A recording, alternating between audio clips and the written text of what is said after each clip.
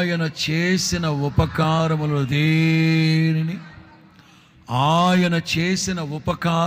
దేనిని యేసయ్య గారి జీవితంలో జరిగిన ఒక చిన్న సంఘటన మీకు గుర్తు చేసి అప్పుడైతేనే వర్తమానం మీకు అర్థమవుతుంది.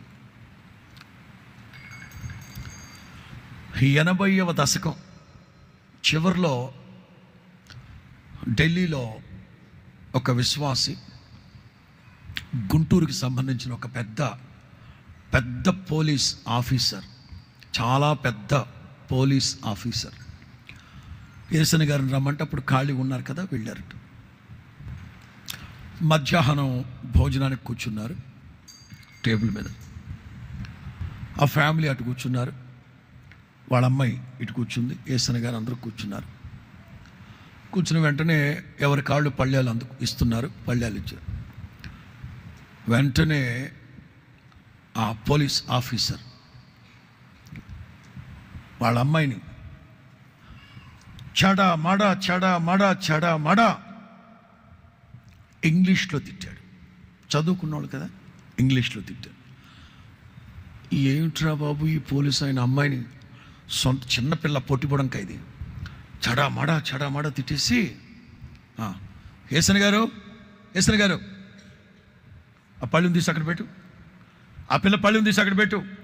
పోలీసుడు కదా, ఏం చేస్తాడని పళ్ళు తీసి అక్కడ పెట్టు. ఓకే, ఇప్పుడు నా పిల్లకి ఇదేంటి పోలీసుడు నాకు ఈ డ్యూటీ పెట్టాడని చెప్పి పళ్ళు ఇచ్చాడంట. ఇచ్చిన వెంటనే ఆ పిల్ల థ్యాంక్స్ అంకుల్ అందట. ఎదటోళ్ళు థ్యాంక్స్ చెప్తే తిరిగి ఏం చెప్పాలో తెలియని మహానుభావుడు ఈయన. ఎందుకంటే చదువు సంధ్య లేదు కదా ఆయనకి.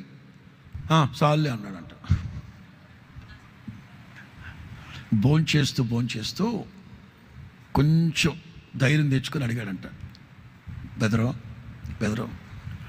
ఇందాకేదో ఆ పిల్లని చడామడా తిట్టావు, నాకేమో ఈ పళ్ళు ఇచ్చే కార్యక్రమం పెట్టావు, ఏమిటి దీని ఆంతర్యం అర్థం అన్నాడట.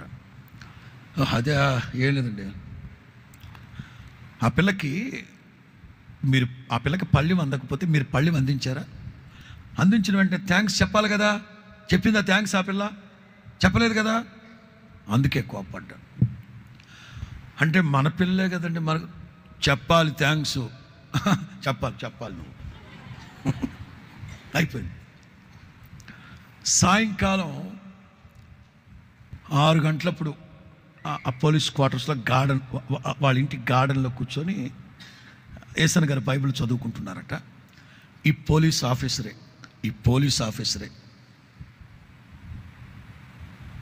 యేసయ్య గారికి కాఫీ తీసుకెళ్తున్నారంట.